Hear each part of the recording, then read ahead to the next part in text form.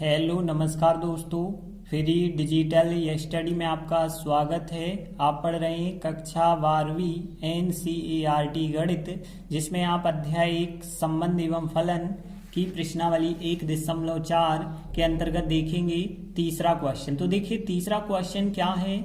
एक समुच्चय है 1 2 3 4 5 में जो ए संक्रिया बी, इस बार देखिए स्टार का चिन्ह ना बना के कोई भी चिन्ह बना दिया है। तो ए संक्रिया बी का जो मान है वो निम्नतम ए बी है, मतलब ए और बी में से जो निम्नतम संख्या होगी वो उसका आंसर होगा। तो देखिए इस जो है द्विआधारी संक्रिया पर हमें विचार करना है और इस संक्रिया के लिए हमें संक्रिया सारणी भी बनानी है। तो देखिए सबसे पहले लिखा हमने हल के बाद देखिए हमें एक समुच्चय दिया गया है 1 2 3 4 5, मतलब आप ए और बी के मान जो है इसी समुच्चय से लेंगे और आंसर क्या आएगा, जो आपने ए बी लिए हैं उनका निम्नतम आएगा। तो देखिए सबसे पहले हमने लिखा दिया है, हमें क्या दिया गया है, एक समुच्चय दिया गया है 1 2 3 4 5 और इस समुच्चय में संक्रिया जो है ए संक्रिया बी का मान निम्नतम ए बी है। अब देखिए हमें टेबल कैसे बनानी है। तो देखिए संक्रिया सारणी हमें कैसे बनानी होगी, तो ध्यान देना सबसे पहले संक्रिया का जो चिन्ह दिया गया है वो संक्रिया का आप चिन्ह बनाएंगे। अब देखिए यहाँ की संख्याएं ए कहलाती हैं, यहाँ की संख्याएं बी कहलाती हैं। तो देखिए सबसे पहले ए का मान भी 1 2 3 4 5 हो सकता है। तो हमने यहाँ पे 1 लिखा, 2 लिखा, 3 लिखा, 4 लिखा और 5 लिखा, क्योंकि ए के मान इतने हो सकते हैं 1 2 3 4 5 और बी के भी मान 1 2 3 4 5 हो सकते हैं। तो हमने यहाँ पे 1 लिखा, फिर यहाँ पे 2 लिखा, फिर यहाँ पे 3 लिखा, फिर 4 लिखा, फिर यहाँ पे हमने 5 लिखा। अब देखिए संक्रिया सारणी आपको कैसे बनानी है। देखिए यहाँ पे ध्यान देना, यदि आप बात करें, यदि हमने 2 संक्रिया 3 का मान निकाला तो 2 संक्रिया 3 का मान क्या होगा। देखिए हमें पता है जब ए संक्रिया बी का मतलब है निम्नतम ए बी, मतलब 2 संक्रिया 3 का मतलब होगा 2 और 3 में से निम्नतम संख्या कौन सी है, 2 है। जैसे हमने कहा होता 3 संक्रिया 5 निकाला तो 3 और 5 में से कौन सी संख्या निम्नतम है, तो 3 है। जैसे हमने कहा होता 3 संक्रिया 3 का मान बताइए, तो 3 और 3 में छोटी 3 ही है, क्योंकि अब यहाँ पे छोटी बड़ी नहीं कह सकते, वही छोटी होगी वही बड़ी होगी। तो निम्नतम भी 3 होगी और उच्चतम भी 3 होगी। तो यहाँ पे जैसे हमने कहा 1 संक्रिया 1 की बात करें तो 1 संक्रिया 1 का मान भी होगा 1, क्योंकि 1 और 1 में निम्नतम होगा 1। तो उसी प्रकार से यहाँ पे यदि हम देखें तो 1 और 1 में निम्नतम क्या होगा, 1 होगा। 1 और 2 में से छोटा जो होगा वो 1 होगा। 1 और 3 में से छोटा होगा वो 1 होगा। 1 और 4 में से छोटा होगा 1। 1 और 5 में से भी छोटा होगा 1। बात समझ आ गई होगी कि 1 और 1 यदि आप लेते हैं तो निम्नतम 1 है, 1 और 2 लेते हैं तो निम्नतम 1 है। 1 और 3 में भी निम्नतम 1, 1 और 4 में भी 1, 1 और 5 में भी 1 होगा। आप देखते हैं 2 और 1 में छोटी संख्या जो होगी वो 1 होगी। 2 और 2 में छोटी संख्या 2 ही होगी। 2 और 3 में छोटी संख्या 2 होगी। 2 और 4 में छोटी संख्या 2 होगी। 2 और 5 में छोटी संख्या 2 होगी। 3 और 1 में छोटी संख्या 1 होगी। 3 और 2 में छोटी संख्या 2 होगी। 3 और 3 में छोटी संख्या 3 होगी। 3 और 4 में छोटी संख्या 3 होगी। 3 और 5 में छोटी संख्या 3 होगी। 4 और 1 में छोटी संख्या 1 होगी। 4 और 2 में छोटी संख्या 2 होगी। 4 और 3 में छोटी संख्या 3 होगी। 4 और 4 में छोटी संख्या 4 होगी। 4 और 5 में छोटी संख्या जो होगी 4 होगी। देखें 5 और 1 में छोटी संख्या 1 होगी। 5 और 2 में छोटी संख्या 2 होगी। 5 और 3 में छोटी संख्या 3 होगी। 5 4 में छोटी संख्या 4 होगी। 5 और 5 में छोटी संख्या कितनी होगी, 5 ही हो जाएगी। तो इस प्रकार से आपकी संक्रिया सारणी बन जाती है और इसमें हमें कुछ भी आगे नहीं करना था, केवल संक्रिया सारणी ही बनानी थी। देखिए अगला चौथा प्रश्न की बात करें। समुच्चय 1 2 3 4 5 दिया गया है और इसमें निम्नलिखित संक्रिया सारणी द्वारा परिभाषित एक द्विआधारी संक्रिया स्टार पर विचार कीजिए। मतलब क्वेश्चन में आपको एक संक्रिया सारणी दी गई है और संक्रिया सारणी हमने अलग से बना के रखी है क्योंकि इसी के द्वारा हमें पूरे सवाल करने हैं। तो जिस क्वेश्चन में आपको संक्रिया सारणी दी गई है इस वजह से कोई प्रॉब्लम नहीं है, अलग से नहीं बनाना। फिर हमें ज्ञात करना, परिकलन करना है। अब किस चीज का मान निकालना है? 2 स्टार 3 स्टार 4 का मान, लेकिन 2 और 3 में कोष्टक लगा है, तथा 2 स्टार फिर 3 4 में कोष्टक लगा के इसका परिकलन करना है। तो सीधी सी बात साहचर्य को चेक करने के लिए कहा गया है। और फिर जो है क्या संक्रिया जो स्टार है वो क्रमनिमय है, क्रमनिमय को भी हम चेक करेंगे। और उसके बाद जो है कहा गया है 2 स्टार 3 कोष्टक फिर स्टार 4 स्टार 5 का परिकलन कीजिए। मतलब इस पूरे का आंसर क्या होगा उसको भी हम टेबल की सहायता से ही ज्ञात करेंगे। तो देखिए हमने लिखा हल। देखिए हम पहले ही सवाल पर आते हैं तो हमें इन दोनों के मान निकालने हैं। तो देखिए हमने लिखा कि 2 स्टार 3 स्टार 4 का पहले हम मान निकालते हैं कितना आता है। तो देखा जाए तो इसका मान हमें टेबल की सहायता से ही निकालना होगा। तो 2 स्टार 3 का मान हमें टेबल में ढूंढना पड़ेगा। तो देखिए जे लिखा है 2 और जे लिखा है 3, और 2 और 3 का जो यहाँ पे संक्रिया के साथ आंसर है वो कितना है? 1 है। तो 2 स्टार 3 का जो आंसर है वो 1 है। और फिर स्टार आपने लिखा 4, ठीक है ना। 2 स्टार 3 मतलब 2 संक्रिया 3। तो देखिए 2 संक्रिया 3 का जो आंसर मिला है वो 1 है, तो हमने 1 रखा। फिर स्टार 4 लिखा। अब 1 और 4 के बीच यदि हम संक्रिया लगाते हैं तो देखिए हमें क्या आंसर मिलेगा। तो जे रहा 1 और जे रहा 4। 1 और 4 के बीच यदि संक्रिया लगाते हैं तो आपको क्या मिलता है? आंसर 1 मिलता है। तो इसका जो आंसर हो गया वो 1 हो गया। अब हम इसका भी आंसर निकालेंगे। तो हमने लिखा तथा। अब देखिए अब हम निकालेंगे 2 स्टार 3 स्टार 4 का मान निकालेंगे, लेकिन इस बार पहले हमें इस कोष्टक को सॉल्व करना होगा। तो हमने 2 लिखा और फिर स्टार संक्रिया लिखी और फिर 3 स्टार 4 का मान आपको रखना होगा टेबल में से। तो जे रहा 3 और जे रहा 4। 3 और 4 का जो संक्रिया करते हैं तो 3 4 का स्टार कितना आ रहा है? 1 आ रहा है। तो यहाँ पे आप लिखेंगे 1। अब 2 और 1 का यदि स्टार कर देते हैं तो देखिए जे रहा 2 जे रहा 1। 2 और 1 का यदि आप स्टार करेंगे तो आंसर फिर 1 है। तो यहाँ पे ये हो जाता है पहला सवाल सॉल्व। अब देखें हम दूसरा सवाल यदि हम देखते हैं तो बताया गया है क्या संक्रिया क्रमनिमय है। तो देखिए आप क्रमनिमय के लिए पढ़ चुके हैं कि ए स्टार बी का मान बी स्टार ए के बराबर आता है, तभी आप कह सकते हैं कि वो क्रमनिमय है। तो देखिए यहाँ पे हम चेक करते हैं, कुछ मानों को चेक करते हैं। जैसे हमने कहा 3 स्टार 4 का मान निकाला और 4 स्टार 3 का मान निकाला, क्या मान 1 से आते हैं या नहीं? तो देखिए 3 और 4 का यदि आप स्टार निकालेंगे तो आंसर कितना आ रहा है? 1 आ रहा। तो इसका तो आंसर आया 1। अब हम 4 और 3 का स्टार करेंगे तो 4 ये रहा और 3 ये रहा। 4 3 का जो स्टार आ रहा वो भी 1 आ रहा। अब देखिए क्या इसी एग्जाम्पल के साथ ऐसा हो रहा, जैसे हमने 2 स्टार 3 निकाले और 3 स्टार 2 निकाले। तो देखिए 2 स्टार 3, तो देखिए जे रहा 2 जे रहा 3। 2 स्टार 3 का मान 1 है तो यहाँ पे 1 आया। और 3 स्टार 2 का यदि हम मान निकालें तो जे रहा 3 और जे रहा 2। 3 स्टार 2 का मान भी 1 आया है। मतलब हम कह सकते हैं यहाँ पे ए स्टार बी का मान बी स्टार ए के बिल्कुल बराबर है।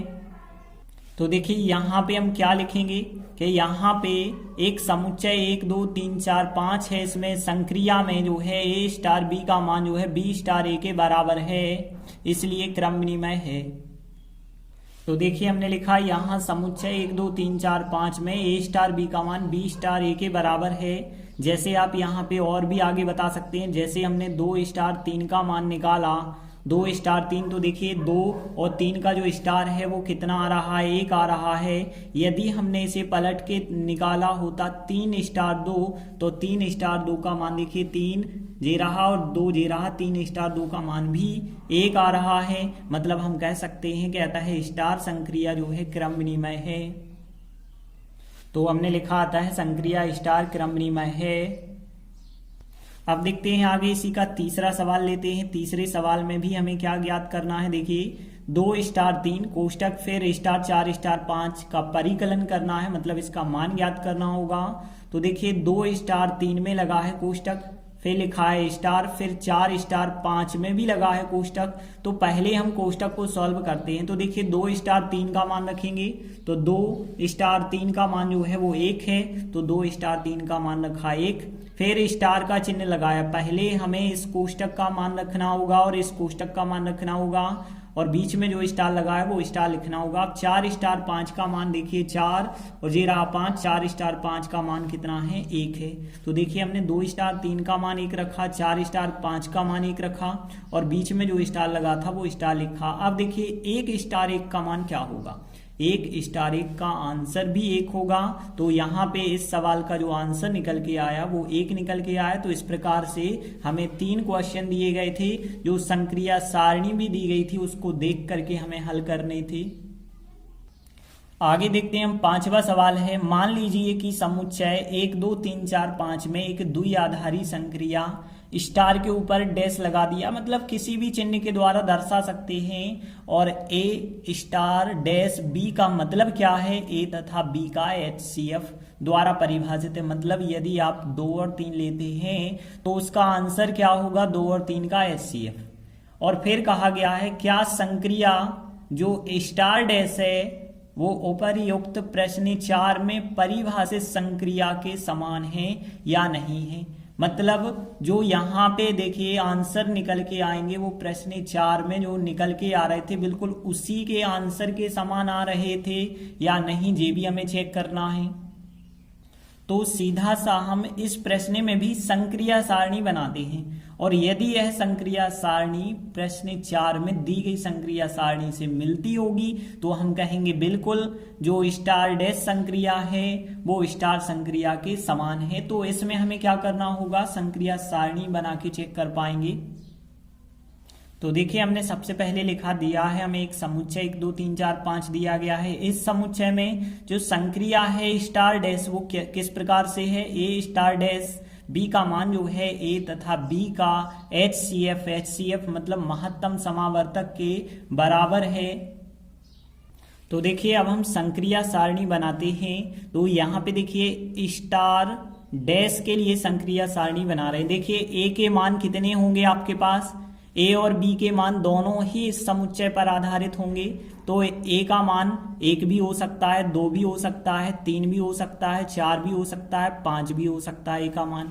और बी के मान यहाँ पे लिखे जाएंगे तो बी के मान भी 1 भी हो सकता है, बी का मान 2 भी हो सकता है, 3 भी हो सकता है, बी का मान 4 भी हो सकता है, 5 भी हो सकता है। तो इस प्रकार से बी के मान हो सकते हैं। अब देखा जाए तो एक संक्रिया 1 का मान कितना आएगा, तो एक संक्रिया 1 का मान आएगा ए तथा बी का HCF। तो हम सबसे पहले आपको HCF ज्ञात करना बता देते हैं। तो देखिए HCF क्या होता है, हिंदी में इसे महत्तम समावर्तक कहते हैं, हाईएस्ट कॉमन फैक्टर भी इसे कहा जाता है अंग्रेजी में। तो यहाँ पे ध्यान देना, जैसे हम बड़ी संख्याओं का बताते हैं, जैसे हमने कहा 5 और 15 का HCF कितना होगा। तो देखिए HCF को आप बाद में समझें, मतलब सरल सी हम ट्रिक बताते हैं आपको। 5 और 15 में कॉमन क्या है, 5 और 15 में आप कॉमन देखेंगे तो कितना है, 5 है। तो इनका HCF कितना होगा, फिर 5 होगा। यदि हमने कहा होता आपसे 10 और 12 का HCF कितना होगा, तो 10 और 12 में कॉमन निकलता है 2, तो 10 और 12 का जो HCF होगा वो कितना होगा, 2। तो HCF का मतलब होता है कॉमन, और कॉमन संख्या बड़ी से बड़ी आपको लेनी होगी। तो देखिए यदि बात करें 12 और 18 की, तो 12 और 18 में यदि हम देखें तो 2 भी कॉमन है, 3 भी कॉमन है, और यहाँ पे 6 भी कॉमन है। तो यहाँ पे जो इनका HCF होगा, बड़ी से बड़ी संख्या कॉमन जो होती है, तो बड़ी सी बड़ी संख्या क्या है, 6 है। तो इस प्रकार से HCF निकाला जाता है। तो हम संक्रिया सारणी भी HCF के हिसाब से ही बनाते हैं। तो देखिए टेबल में यदि हम देखें तो 1 और 1, सबसे पहले 1 और 1 में कॉमन क्या होता है, 1 होता है। तो 1 और 1 का HCF 1 होगा। अब आप देखें 1 और 2, तो 1 और 2 में कॉमन निकालेंगे आप 1 आएगा। 1 और 3 में कॉमन निकालेंगे तो भी 1 आएगा। 1 और 4 में यदि आप कॉमन निकालेंगे तो भी यहाँ पे 1 आएगा। 1 और 5 में यदि आप कॉमन निकालेंगे तो भी 1 आएगा। मतलब 1 और 1 का HCF, चाहे हम HCF कहें या कॉमन कहें एक ही बात है। 2 और 1 में यदि आप कॉमन देखें तो 1 होगा। 2 और 2 दोनों में से कॉमन देखें तो 2 ही कॉमन हो जाएगा। 2 और 3 में से यदि कॉमन देखें तो कुछ नहीं आएगा, मतलब 1 आएगा। 2 और 4 में से कॉमन 2 हो जाएगा। 2 और 5 में से यदि हम कॉमन की बात करें तो कुछ नहीं होगा, 1 होगा। अब हम देखें 3 और 1 में से कॉमन 1 होगा। 3 और 3 में से यदि आप कॉमन देखेंगे तो बिल्कुल 3 होगा, लेकिन यहाँ 3 और 2 में से यदि आप कॉमन लेंगे तो कुछ भी कॉमन नहीं होगा, 1 होगा। 3 और 4 में से कॉमन भी 1 होगा। 3 और 5 में से कॉमन भी 1 होगा। 4 और 1 में से कॉमन 1 होगा। 4 और 2 में से कॉमन निकालेंगे 2 होगा। 4 और 3 में से कॉमन 1 होगा। 4 और 4 में से कॉमन 4 होगा। 4 और 5 में कोई संख्या कॉमन नहीं होगी, मतलब 1 होगा। 5 और 1 में कॉमन निकालेंगे तो यहाँ पे कितना होगा, 1। 5 और 2 में भी कॉमन कुछ नहीं हो सकता, 1 होगा। 5 3 में भी कॉमन कुछ नहीं होगा, 1 होगा। 5 4 में भी कॉमन कुछ नहीं होगा, 1। लेकिन 5 और 5 में कॉमन जो हो जाएगा 5 होगा। तो देखिए इस प्रकार से आपको संक्रिया सारणी प्राप्त हो जाती है। तो देखिए यह जो संक्रिया सारणी हमें प्राप्त हुई है, अब हमें चेक करना है कि प्रश्न 4 में जो संक्रिया सारणी थी क्या बिल्कुल उसी के समान है। तो आप देख सकते हैं कि यह संक्रिया सारणी प्रश्न 4 में जो संक्रिया सारणी दी गई थी बिल्कुल उसी के समान प्राप्त होती है। तो आप लास्ट में लिखेंगे यह संक्रिया सारणी प्रश्न 4 में दी गई संक्रिया सारणी के समान है। तो देखिए हमने लिखा यह संक्रिया सारणी प्रश्न 4 में दी गई संक्रिया सारणी के समान है। इसलिए जो यहाँ पे स्टार डैश संक्रिया है, यह स्टार डैश जो द्विआधारी संक्रिया है प्रश्न 4 में दी गई संक्रिया स्टार के समान है। तो देखिए हमने लिखा इसलिए द्विआधारी संक्रिया जो स्टार डैश है प्रश्न 4 में दी गई संक्रिया स्टार के बिल्कुल समान है, और बिल्कुल हमें यही दर्शाना था। तो इस प्रकार से हमारे 3 क्वेश्चन कंप्लीट होते हैं। आगे के वीडियो में हम आगे के क्वेश्चन करेंगे। धन्यवाद।